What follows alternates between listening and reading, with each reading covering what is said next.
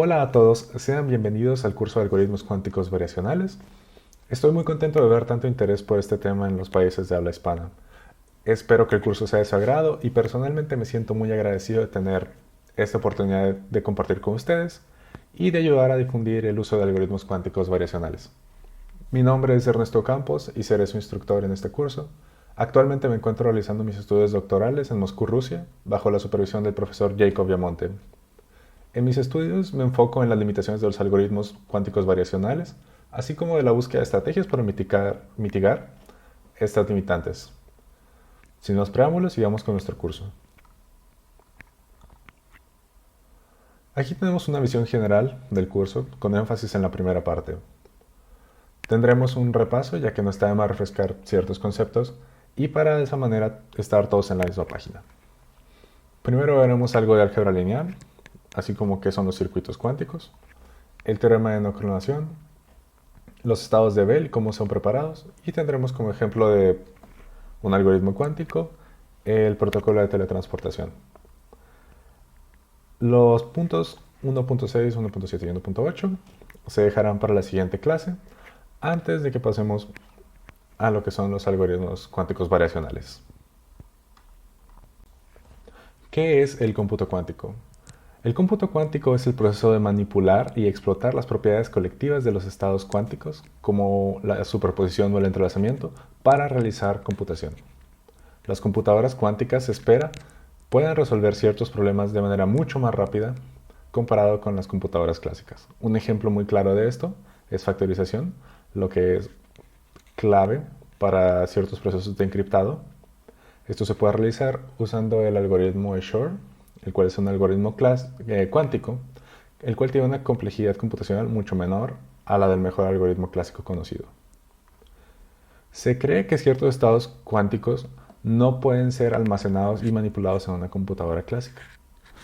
Por ejemplo, representar a manera de vector un estado cuántico de 300 qubits requeriría un vector más largo que la cantidad de átomos en el universo.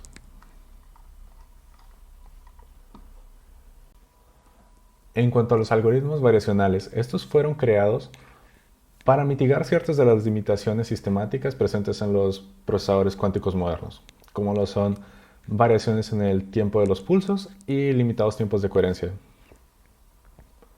El modelo variacional usa un coprocesador clásico, el cual va a ajustar de manera iterativa los parámetros de una secuencia cuántica parametrizada, esto para minimizar una función de objetivo. Los que estén familiarizados con redes neuronales artificiales, tal vez se habrán dado cuenta que esto es bastante similar al proceso de, de entrenar una red neuronal artificial. El modelo variacional se ha usado para muchas cosas, incluyendo preparación de compuertas y de estados, para simular otros algoritmos, machine learning y para química cuántica, entre otras cosas. El modelo variacional además se ha probado que es universal. Esto se hizo probando que este puede simular cualquier circuito cuántico. Ahora veremos algunos temas preliminares. Espacios de Hilbert. Estos son espacios vectoriales de dimensiones que tienen producto interno y son isomórficos al espacio vectorial complejo de d dimensiones. Un sistema cuántico de dos niveles se le llama qubit. Estos qubits son parte de un espacio de Hilbert de dos dimensiones y para n qubits el espacio de Hilbert correspondiente sería 1 de 2 a la n dimensiones. En este curso, y como generalmente se usa en cómputo cuántico, usaremos la base computacional. Para un solo qubit, esta base se compone de los estados ortonormales 0 y 1. El estado 0 se puede expresar a manera de vector como el vector 1, 0 y el estado 1 como el vector 0, 1. Para la base de n qubits, esta está compuesta por todas las combinaciones de n qubits con estados 0 y 1. Por ejemplo, para la base de 2 qubits, Esto se compone de los estados 0, 0, 0, 1, 1, 0 y 1 y 1. El estado 0, 0, por ejemplo, se compone de dos qubits en el estado 0 y su producto tensorial. A manera de vector, esto sería equivalente al vector 1, 0, 0, 0. Lo mismo para el vector 0, 1, que correspondería al producto tensorial del estado 0 y el estado 1. Esto sería 0, 1, 0, 0. Dado que estas bases son ortonormales, el producto interno es igual a una función delta. Por ejemplo, cuando tenemos el producto interno de un estado cuántico en la base computacional con sí mismo, tenemos como resultado un valor de 1, y cuando son diferentes tenemos como resultado un valor de 0. El producto externo es un Ket-Bra en notación de Dirac y da como resultado una matriz. Un estado de un solo qubit arbitrario se puede representar en la base computacional de la siguiente manera, como una combinación lineal, donde alfa y beta son números complejos y este estado está normalizado.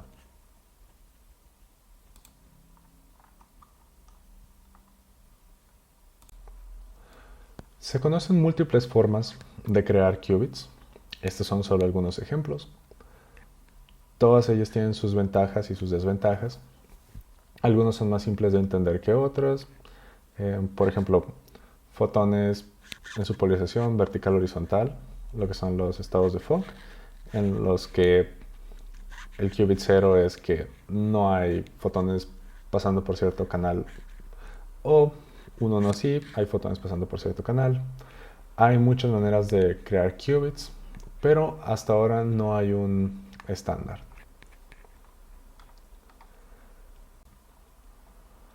Los operadores para qubits son matrices hermitianas de dimensión 2.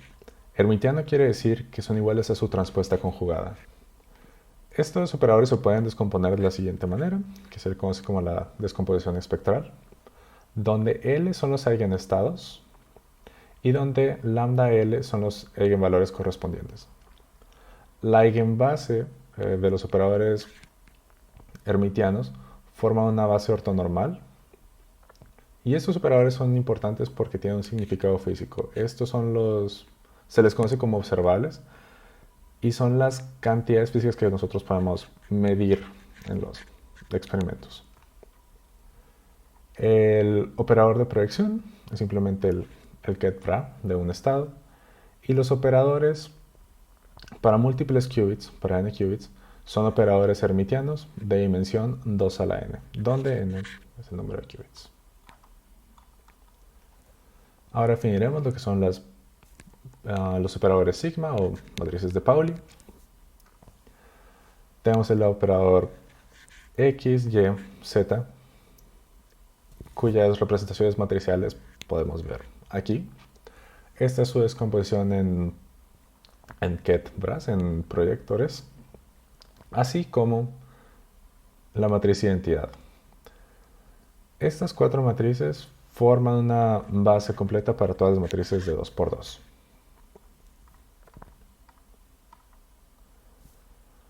Las cadenas de Pauli son productos tensoriales de los operadores de Pauli, como lo podemos ver aquí, para n qubits.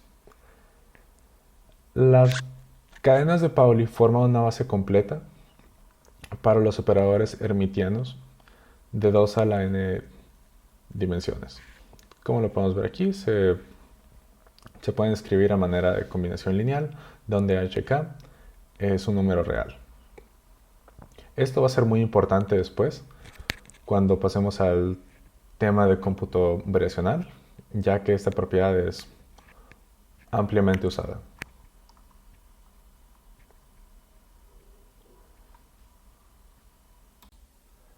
Mediciones. Da un estado arbitrario psi y un observable O, que vamos a escribir en su descomposición espectral.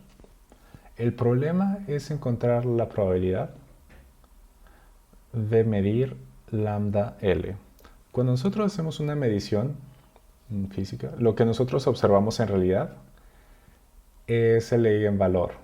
Es uno de los eigenvalores del operador O, del observable. Si escribimos el estado psi en la eigenbase de O, lo podemos escribir de la siguiente manera, donde CL son números complejos. Entonces, la probabilidad de medir lambda L va a ser igual al producto interno de psi con L, esto el valor absoluto al cuadrado, que va a ser lo mismo que el valor de CL absoluto al cuadrado. Una vez que nosotros realizamos la medición y medimos lambda L, el estado cuántico psi habrá colapsado y ahora se encontrará en el estado L. Por ejemplo, consideremos el observable O, el que es 2 veces el proyector del estado 00 más 3 veces el proyector del estado 11. Nosotros queremos encontrar la probabilidad de medir 3. Eso quiere decir que es correspondiente al proyector 11. El estado que vamos a medir va a ser este estado psi, que algunos de ustedes ya reconocerán. Es el estado más, pero en la base computacional es el estado 0 más 1 raíz cuadrada de 2. Escribimos entonces de la siguiente manera. Esta va a ser nuestra probabilidad. Poniendo psi en la base computacional, tenemos lo siguiente. Abrimos los paréntesis y tenemos el siguiente grupo de brackets. Dado que la base computacional es ortonormal, todos los brackets que contengan dos valores diferentes se convertirán en 0, por lo que el primer elemento se convierte en 0, este es un 0, este es un 0, y solo tenemos un elemento que sobrevive, el cual es el que contiene puros brackets 1. Por lo tanto, la probabilidad de medir 3 va a ser de 1/2, y el estado después de la medición va a ser el estado 1. El valor esperado. Dado un estado psi y un observable, de nuevo expresado en su descomposición espectral, el valor esperado se escribe de la siguiente manera y es equivalente a hacer un sándwich de nuestro estado psi y el observable O. Por ejemplo, para el observable H, que algunos de ustedes también ya reconocerán como el operador de Hadamard, encontremos ahora el valor esperado cuando hacemos sándwich con el estado 0. Escribimos el operador H como getBras en la base computacional. Abrimos los paréntesis y vemos que este término se vuelve 0, este término se vuelve 0, por lo tanto solo sobrevive un término, por lo cual el valor esperado es 1 entre la raíz cuadrada de 2. Los operadores unitarios o propagadores. Los operadores unitarios, al ser multiplicados por su transpuesta conjugada, dan como resultado una matriz identidad. Un qubit o en general un estado cuántico psi se transforma de la siguiente manera ante un operador unitario. Algo importante notar es que la norma del estado es invariante ante las transformaciones unitarias, como podemos ver aquí. Si el estado psi tilde con el estado psi tilde los expresamos como psi u dagger u psi. U dagger se va con u porque se convierte en una identidad, por lo tanto tenemos de nuevo la norma de psi con psi. Los operadores unitarios se relacionan con los operadores hermitianos de la siguiente manera. donde U es igual a la exponenciación matricial de I por un operador hermitiano. Ahora vamos a definir lo que son las rotaciones de un solo qubit. En general, la rotación de un solo qubit para un ángulo θ alrededor de cualquier eje, de un eje arbitrario, está definido por el vector A y es el siguiente. E a la menos I, θ, A producto punto sigma, donde este A producto punto sigma es lo siguiente, donde sigma x, sigma y y sigma z son las matrices de Pauli. Aunque por lo general lo que nosotros usaremos será la rotación x, la rotación y y la rotación z, las cuales son e a la menos i delta x θ y lo mismo para las demás matrices de Pauli. Ahora por fin llegamos a circuitos cuánticos. Un circuito cuántico es una rutina computacional que involucra la aplicación secuencial en el tiempo de operadores unitarios, a los que llamaremos compuertas cuánticas, en múltiples estados cuánticos. Matemáticamente esto se representa como operadores unitarios, U's, que son aplicados a n qubits, generalmente iniciando en el estado 0, y que dará como resultado el estado psi. Por lo tanto, el estado psi es preparado por la aplicación de los operadores J en el estado 0. De manera diagramática se representan de la siguiente manera, donde tenemos estados ceros. Cada una de estas líneas, cada uno de estos cables, representa la evolución en el tiempo de cada uno de estos estados cuánticos, de cada uno de estos qubits, digo. Y estas son las aplicaciones de las compuertas cuánticas. Aquí se muestran las compuertas cuánticas para un solo qubit más comunes. Primeramente tenemos las matrices X, Y, Z, que son las matrices de Pauli, que ya hemos comentado previamente.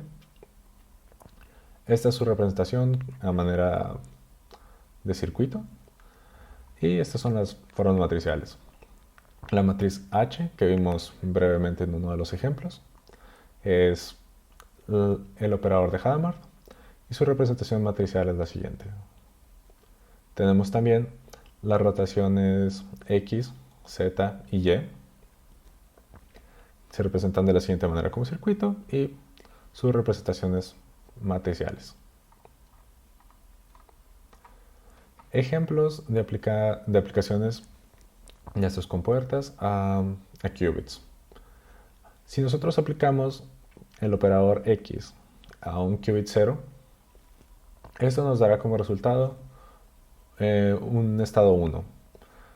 Por eso también se le considera al operador X como el equivalente a una compuerta NOT. La compuerta Y también nos regresa un estado 1, pero adquiere una fase compleja. La compuerta Z, cuando es aplicada al 0, nos regresa exactamente el mismo estado, como podemos ver aquí. Cuando nosotros aplicamos la compuerta de Hadamard a un estado 0, obtenemos superposición, como se ve en este caso, y esto se le define como el estado más. Cuando se aplica Hadamard al estado 1, también obtenemos superposición, y esto se le define como el estado menos. Estos dos estados en conjunto se les conoce como la base de Hadamard. En general, para una rotación donde sigma es alguna de las matrices de Pauli, parametrizada por el ángulo θ, y actuando en el qubit 0, en el qubit en el estado 0, lo podemos escribir de la siguiente manera. Esto lo podemos hacer porque las matrices de Pauli son unitarias y podemos hacer una expansión de este tipo. Las compuertas no locales son aquellas que actúan de manera simultánea sobre múltiples qubits y que no pueden ser descritas de manera sencilla como el producto tensorial de operadores locales. La más común de estas compuertas es la compuerta CNOT o el NOT controlado, en la que el qubit que pasa por el cable de arriba controla el qubit de abajo. En caso de que el qubit de arriba se encuentre en el estado 1, se le aplicará una compuerta NOT al qubit de abajo. Podemos ver aquí en los ejemplos que al momento de aplicar la compuerta CNOT al estado 00, debido a que el primer qubit se encuentra en el estado 0, el estado se mantiene igual. Lo mismo pasa cuando se tiene el estado 0,1, el primer qubit se encuentra en el estado 0, por lo tanto no hay cambios. Sin embargo, cuando se le aplica el estado 1,0, el segundo qubit cambia al estado 1 y lo mismo sucede con el estado 1,1, donde el segundo qubit cambia del estado 1 al estado 0. Podemos descomponer la compuerta CNOT de la siguiente manera, donde también es claro ver que en caso de que el primer qubit se encuentre en el estado 00, no va a haber ningún cambio en el segundo qubit, pero si el primer qubit se encuentra en el estado 1, se le aplicará una compuerta NOT al segundo qubit. Las rotaciones controladas, aquí se muestran también, funcionan de manera similar. Si el primer qubit se encuentra en el estado 0, no se aplica nada al segundo qubit, y en dado caso de que el primer qubit esté en el estado 1, se le aplicará una rotación al segundo qubit. El teorema de no clonación es un resultado sencillo, pero con implicaciones muy importantes al cómputo cuántico. Nos dice que en general no existe una compuerta unitaria U que pueda copiar en un estado arbitrario psi en un estado arbitrario alfa. Como se ve aquí, se aplica U a este producto tensorial y nos regresa psi. Como demostramos que esto no funciona en el caso general, tratamos de copiar los estados psi y phi en un estado alfa, como se ve aquí. Ahora tomamos el producto interno de ambas ecuaciones, por lo que tenemos U aplicado en psi y alfa aquí y U aplicado en phi y alfa aquí.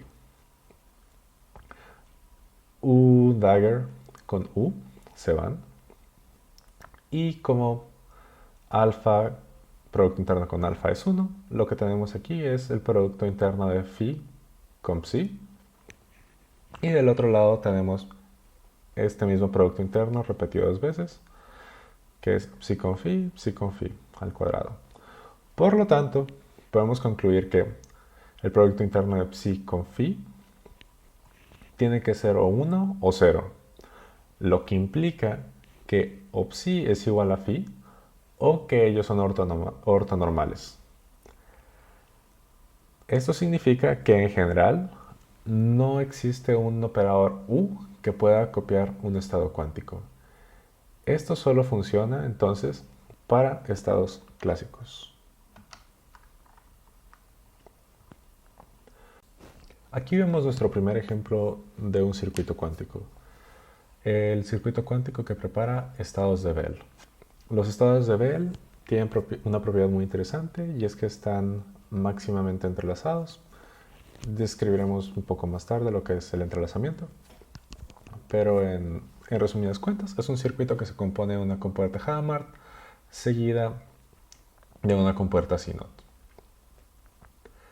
A los inputs del circuito de Bell, por este ejemplo, tenemos el estado 00 y podemos ver aquí a manera de ecuaciones cómo es que el estado evoluciona a través del circuito. Primero que nada tenemos el estado 00 y se aplica la compuerta Hadamard al primer qubit y el segundo qubit se deja intacto. Por lo tanto, el primer qubit se convierte en el estado más o en la base computacional la superposición del estado 0 y el estado 1. Después se aplica la compuerta CNOT a este estado, por lo que en el caso de este ket, como el primer qubit se encuentra en el estado 1, el segundo qubit cambia al estado 1 también. Como resultado tenemos el siguiente estado, el cual está completamente entrelazado. Un estado se dice que está entrelazado si y solo si no admite una factorización del siguiente tipo. Quiere decir que este estado no se puede expresar como el producto tensorial de otros dos estados. Para realizar este tipo de estados requerimos compuertas no locales. En el caso del circuito de Bell, esto fue la compuerta CNOT. Y como ya mencionamos previamente, los estados de Bell son estados entrelazados. Usaremos entrelazamiento de manera extensiva en algunas de las sesiones posteriores. Ahora, este es el primer algoritmo, digamos, más serio que vamos a ver. Este es un algoritmo muy relevante. Es el protocolo de teletransportación, en el cual podemos transferir la información de un estado cuántico de manera remota a otro qubit. Empezamos primero por un estado de Bell. El estado de Bell 00 es el que preparamos en el ejemplo anterior, el cual es la superposición del estado 00 y el estado 11. Le damos uno de los qubits a Alice y el otro de los qubits a Bob. Alice entonces quiere transferir el estado Psi, el cual en este caso es un estado genérico, una superposición lineal del estado 0 y del estado 1 con alfa y beta números complejos, se lo quiere transferir a Bob. Notemos que Alice y Bob no tienen que estar cerca uno del otro. Por esto se le llama teletransportación. Bob puede estar en cualquier lugar y la información se le transmitirá por medio de la propiedad del entrelazamiento. Podemos ver entonces aquí que el estado Psi, este qubit, le pertenece a Alice, así como el qubit correspondiente a este cable y el qubit correspondiente al último cable es el que le corresponde a Bob. El estado 0 tenemos el producto tensorial del estado Psi con el estado beta 00. Como podemos ver aquí, simplemente abrimos paréntesis y distribuimos.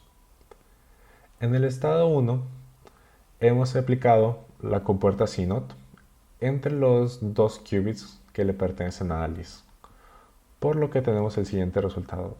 Podemos ver que los dos últimos términos cambiaron, dado que el primer qubit tiene una componente en el estado 1, por lo tanto el segundo qubit también cambió, y aquí vemos lo mismo, el segundo qubit cambia.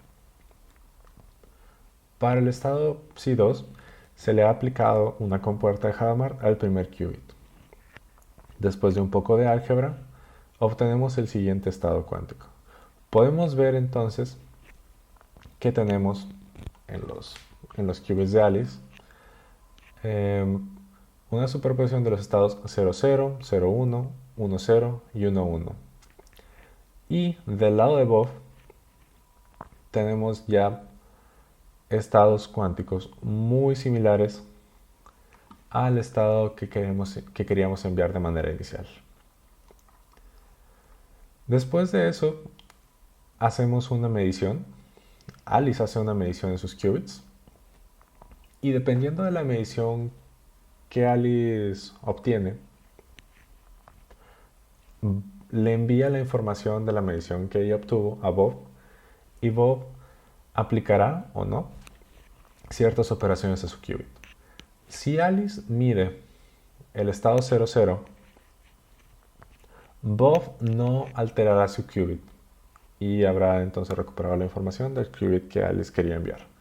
Si Alice mide el estado 01, Bob aplicará una compuerta X a su qubit y recuperará la información del estado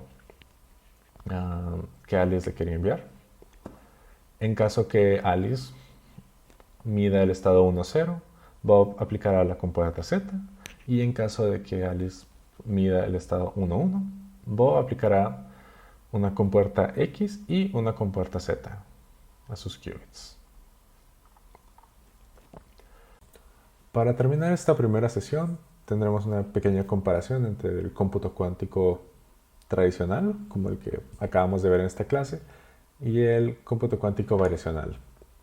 El cómputo tradicional es el que encontramos generalmente en los libros de texto, es intuitivo y familiar, y se adhiere al modelo de compuertas. Existe análisis y se ha probado la complejidad de ciertos algoritmos usando este modelo tradicional. Sin embargo, su mayor problema es que, excepto por los ejemplos más pequeños, es imposible ejecutar en el hardware moderno. Principalmente porque el hardware moderno cuenta con muchos errores sistemáticos que se propagan a través de estos circuitos muy largos. En contraste, el cómputo cuántico variacional es agnóstico a ciertos errores sistemáticos y está muy integrado con el hardware y toma en consideración la conectividad entre qubits y otras propiedades de los procesadores, lo que lo vuelve muy eficiente. Además, hace uso de circuitos, pero más cortos, por lo que es más posible ejecutarlos en el hardware reciente. Es capaz de emular hamiltonianos con el uso de mediciones locales.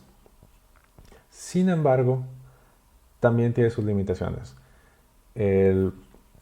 Las rutinas clásicas que optimizan los parámetros de los circuitos variacionales pueden ser muy demandantes para la computadora clásica, y además, aunque se tengan circuitos más cortos, los errores de los chips cuánticos actuales limitan el largo de estos circuitos. Y bueno, esto es todo por esta primera clase. Espero les haya gustado. Sé que algunos de ustedes ya conocían el contenido que se vio en esta primera lección. Fue un repaso, pero les aseguro que la siguiente lección contendrá más temas no tan comunes, especialmente en cuanto a redes de tensores, que van a ser bastante usados para cómputo cuántico variacional. Hay ciertas técnicas interesantes. Y pues así concluimos. Les dejo esta tarea. Los problemas en su mayoría los considero bastante sencillos. En todo caso, tenemos los canales de discusión y de preguntas en Discord. Estoy a sus órdenes por ahí. Y pues les agradezco por su atención. Espero sigan con nosotros en las siguientes sesiones. Y pues sigamos difundiendo el cómputo cuántico y el cómputo cuántico variacional en los países de habla hispana.